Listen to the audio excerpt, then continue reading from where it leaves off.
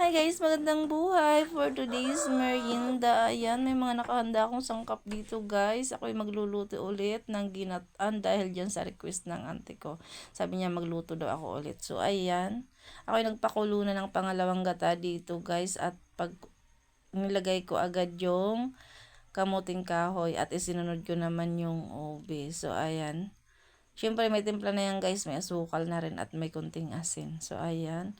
Maya-maya ay isinunod ko naman tong saging at saka yung kamuti at nilagay ko na yung unang gata, yung purong gata yan guys. Pagkulo na guys ay nilagay ko na naman dito yung sago at minikos-mikos ko lang yan. Ayan na.